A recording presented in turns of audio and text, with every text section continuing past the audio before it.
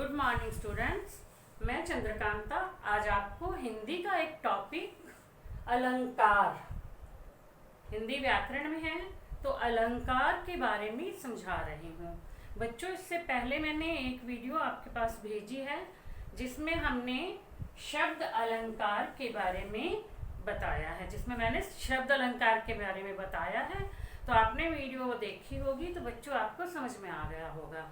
तो आज हम उसका दूसरा भाग करते हैं।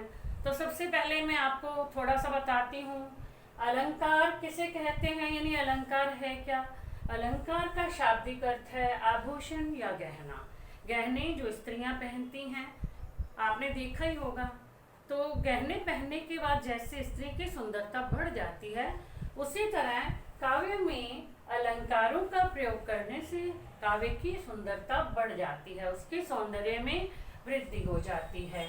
तो अब जो है हिंदी साहित्य में शब्द व अर्थ दोनों का महत्व होता है, इसलिए अलंकार के दो भेद हैं, शब्द अलंकार, अर्थ अलंकार। तो मैंने आपको समझाया था कि शब्द अलंकार के तीन भेद हैं, यानी जिसमें शब्दों के कारण काव्य का सौंदर्य बढ़ता है वो शब्द अलंकार होता है, और जिसमें अर्थ के कारण काव्य का सौंदर्य बढ़ता है वो अर्थ अलंकार होता है। तो बच्चों, इससे पहले हमने शब्द अलंकार जो है वो पढ़ लिया है। शब्द अलंकार के तीन भेद हैं, अनुप्रास अलंकार, यमक अलंकार, श्लेष अलंकार। अनुप्रास अलंकार जिसमें एक ही शब्द दो या दो से अधिक बार आता है, यानी एक शब्द की आवृत्ति दो से अधिक बार होती है, वहाँ अनुप्रास अलंकार होता है। जैसे कनक कनकते सौगुनी मादकता अधिकाय, कनक कनक यानी दो बार क की आवृत्ति हुई है। चारू चंद्र की चंचल किरणें खेल रही हैं जल थल में, तो चारू चंद्र चंचल, तो च की आवृत्ति जो है दो या दो से अधिक बार यानी बार बार हो रही है। इससे जो है काव्य की सुंदरता बढ़ रही है। तरनी तनुजा तट तमाल तरुवर बहुसा छाए, इसमें त की आवृत्ति बार बार हुई है। तो दूसरा है यमक अलंकार। ये मैं आपको शब्द अलंकार जो मैंने पहले बता दिया है, वैसे थोड़ा सा संक्षेप में बता रही हूँ। यमक अलंकार में एक शब्द जो है एक शब्द दो या दो से अधिक बार आता है और दोनों बार उसका अर्थ जो है वो भिन्न होता है, ठीक है। और उसके बाद आ जाता है श्लेष अलंकार। श्लेष अलंकार में शब्द तो एक बार ही आता है, लेकिन उसका हर बार अर्थ जो है वो उसका अर्थ भिन्न भिन्न होता है। तो इस तरह से ये हमने पढ़ लिया था। तो आज हम कर रहे हैं बच्चों अर्थ अलंकार। तो जहाँ अर्थ के कारण काव्य का सौंदर्य बढ़ता है वहाँ अर्थ अलंकार होता है। तो अब हम पढ़ेंगे अर्थ अलंकार के चार भेद होते हैं। शब्द अलंकार के तीन भेद और अर्थ अलंकार के चार भेद होते हैं। अब अर्थ के कारण जो है सुंदरता कैसे बढ़ती है, मान लो एक है ना, जैसे मखमल के झूले पड़े हाथी सा टीला, ठीक है। अब अर्थ अलंकार के चार भेद हैं। पहला है उपमा अलंकार, दूसरा रूपक अलंकार, नंबर 3 उत्प्रेक्षा अलंकार और नंबर 4 अतिशयोक्ति अलंकार। तो सबसे पहले उपमा अलंकार। उपमा अलंकार में एक चीज जो कि जगत में बहुत प्रसिद्ध होती है, कोई ऐसी चीज है जो बड़ी प्रसिद्ध है, उसकी तुलना किसी सिंपल सी चीज से की जाती है, यानी एक चीज की तुलना दूसरी चीज से की जाए, वहां उपमा अलंकार होता है, उसकी उपमा की जाती है। अब जैसे हाय फूल सी कोमल बच्ची हुई राख की ढेरी, हाय फूल सी कोमल बच्ची। अब कोमल बच्ची जो थी, यानी बच्ची की तुलना किससे की गई है, फूल से। फूल भी जो है बिल्कुल कोमल होता है, उसी तरह से जो बच्ची यानी छोटा बच्चा होता है तो वो बहुत कोमल होता है। अब फूल जो है एक जगत प्रसिद्ध चीज है और उसकी तुलना एक छोटी बच्ची से की गई है। तो और उपमेय जो उपमा अलंकार है, इसके भी आगे दो भेद होते हैं, उपमेय और उपमान।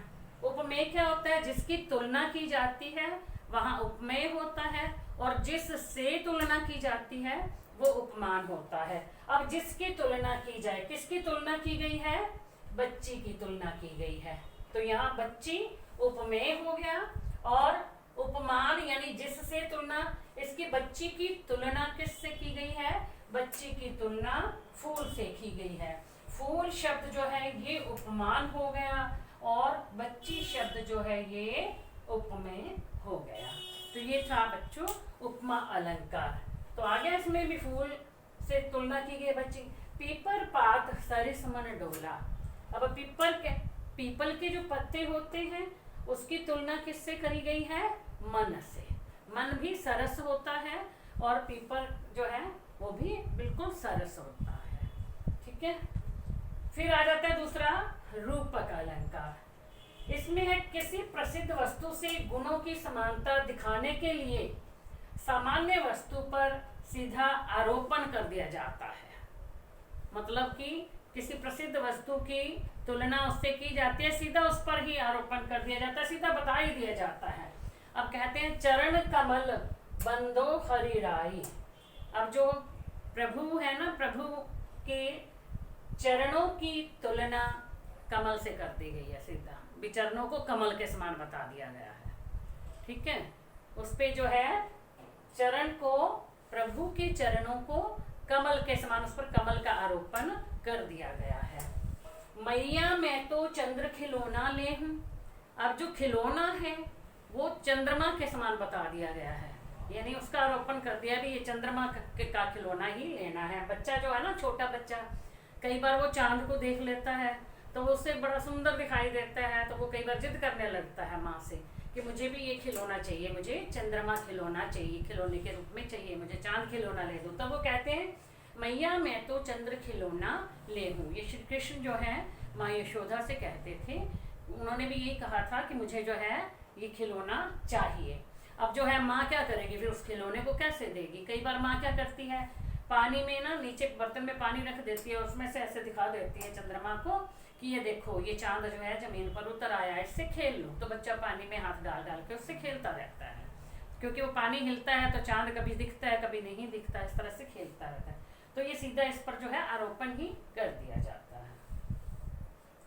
तीसरा आता है उत्प्रेक्षा अलंकार, जहां एक वस्तु में दूसरी की संभावना यानी कल्पना की जाती है। एक वस्तु में दूसरी वस्तु की कल्पना की जाती है। ऐसे भी मानो हो सकता है, यह हुआ होगा, कल्पना करते हैं। मानो झूम रहे हैं तरु भी मंद पवन के झोंकों से। अब माना है, ये कल्पना कर रहे हैं कि मानो पेड़ भी जो है धीमी धीमी जो हवा चल रही है उसके झोंकों से झूम रहे हैं, मानो। ठीक है, फिर हिम कणों से पूर्ण मानो हो गए पंकज नए। अब क्या बर्फ के कण पड़ने से ऐसा लग रहा है मानो पंकज यानी जो फूल है कमल का वो भी नए नए हो गए हों, ऐसा लगता है। अब जो कवि लोग हैं ना वो ज्यादातर कल्पना करते हैं, तो अपनी कल्पनाओं से यानी वो इन अलंकारों का प्रयोग भी करते हैं। तो क्या हुआ, जहां एक वस्तु में दूसरे की संभावना हो या कल्पना हो, वहां कौन सा अलंकार होता है? उत्प्रेक्षा अलंकार। अब चौथा है अतिशयोक्ति अलंकार। जब किसी वस्तु के गुण या स्थिति को बहुत बढ़ा चढ़ा करके कहा जाता है। हम कोई बात करते हैं ना तो हम ऐसे बोलते हैं कि देखना एक बात, छोटी सी बात है और उसको किसी के सामने प्रकट करें तो कितना बढ़ा चढ़ा के, यानी कहते हैं कि नमक मिर्च लगा लगा के बात की जा रही है, ताकि लोग जो है ना ज़्यादा इंटरेस्ट लें। और लोग आजकल ऐसे ही हैं, मतलब उन्हीं बातों में ज़्यादा इंटरेस्ट लेते हैं जो हम बढ़ा चढ़ा करके बताते हैं। अब लोगों के गुणों को तो हम बढ़ा चढ़ा के बताते नहीं है, बताते तो हम दोषों को ही हैं, और इसमें लोग जो है वो मजा लेते हैं दूसरों के दोष सुन सुन कर। तो जब किसी के गुण या स्थिति को बहुत बढ़ा चढ़ा कर कहा जाए वहां अतिशयोक्ति अलंकार होता है। अब देखो, हनुमान की पूंछ में लगन न पाई आग, लंका सगरी जल गई, गए निशाचर भाग। कितनी बड़ी बात, मतलब कितनी बढ़ा दी कि हनुमान की पूंछ में तो अभी तक आग भी नहीं लग पाई थी पूरी तरह से, कि सारी लंका ही जल गई और सारे जो राक्षस थे, सारे निशाचर थे, वो भाग गए। कितनी बात को बढ़ा चढ़ा के कर दिया गया है कि हनुमान की पूंछ में आग भी नहीं लगी थी और सारी लंका जल गई। तो इस तरह से जहाँ पर किसी बात को बहुत बढ़ा चढ़ा करके कहा जाता है वहाँ अतिशयोक्ति अलंकार होता है। जब हम कहते हैं ना किसी की हम बड़ाई कर रहे हैं तो बहुत ज़्यादा हो जाता है, तो हम कह देते हैं भी ये बात हमने कह तो दी, कहीं अतिशयोक्ति तो नहीं हो गई है। फिर या किसी की बात को हमने किसी के गुण को बताना है तो उसको कहने के लिए हम कहते हैं कि ये कहना अतिशयोक्ति तो नहीं होगा, यानी हम जो बात कह रहे हैं वो बिल्कुल सही कह रहे हैं। तो बच्चों अब आपको जो है अलंकार के दोनों भेद, शब्द अलंकार और अर्थ अलंकार, आगे इन दोनों भेदों के भी भेद अच्छी तरह से समझ में आ गए होंगे। तो बच्चों यदि एक बार में नहीं समझ में आए तो आप वीडियो को दोबारा देखें और समझने का प्रयास करें। Thank you.